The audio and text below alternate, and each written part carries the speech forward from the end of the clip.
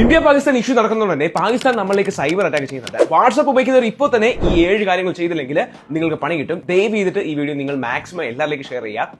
എന്താണെന്ന് നോക്കിയാലോ. ആദ്യം തന്നെ നിങ്ങൾ വാട്സ്ആപ്പ് ഓപ്പൺ ആക്കുക. സെറ്റിംഗ്സിൽ വരുമ്പോഴത്തേക്ക് നിങ്ങൾക്ക് പ്രൈവസി എന്ന് പറഞ്ഞ ഓപ്ഷൻ കാണാൻ പറ്റും.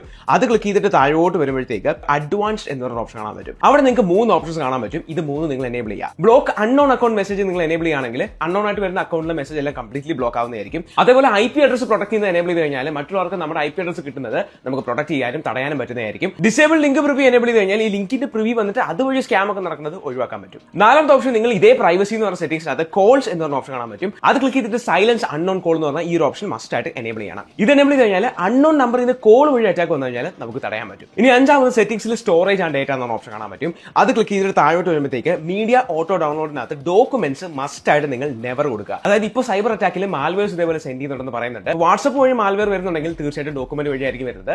അത് ഓട്ടോമാറ്റിക്കായി ഡൗൺലോഡ് ആവുന്നത് നിങ്ങൾ നെവർ ആക്കിയിടണം. ഇനി ആറാമതായിട്ട് സെറ്റിംഗ്സിനകത്ത് പ്രൈവസി ചെന്ന് കഴിഞ്ഞാൽ പ്രൈവസി ചെക്കപ്പ് എന്ന ഓപ്ഷൻ കാണാൻ പറ്റും. അത് ക്ലിക്ക് ചെയ്തിട്ട് അവർ പറയുന്ന കാര്യങ്ങളെല്ലാം നിങ്ങൾ ചെക്കപ്പ് ചെയ്ത് നോക്കണം. നിങ്ങളുടെ വാട്സ്ആപ്പ് അക്കൗണ്ട് പ്രൈവസി ഓറിയന്റഡ് ആണോ അല്ലയോ എന്ന് വാട്സ്ആപ്പ് തന്നെ നമുക്ക് പറഞ്ഞു തരും. ഇനി ഏഴാമത് എനിക്ക് പറയാനുള്ളത് ഏറ്റവും കൂടുതൽ ഫേക്ക് ന്യൂസുകൾ വാട്സ്ആപ്പ് വഴിയാണ് പ്രചരിക്കുന്നത്. ബാക്കിയുള്ളവരെ പേടിപ്പിക്കുന്നതായാലും അല്ലെങ്കിൽ ഇതേപോലെ ഫേക്ക് ആയിട്ടുള്ള ന്യൂസ് ആയാലും നിങ്ങൾ വെരിഫൈ ചെയ്തിട്ട് ഒഫീഷ്യൽ ആണെങ്കിൽ മാത്രമേ ഷെയർ ചെയ്യാവൂ. ഇനി എട്ടാമതുള്ള ബോണസ് ടിപ്പ്, ഇതേപോലെ എമർജൻസി സിറ്റുവേഷനിൽ ഫോളോ ചെയ്താൽ ഇനിയും കിട്ടും അടിപൊളി കണ്ടന്റ്സ്.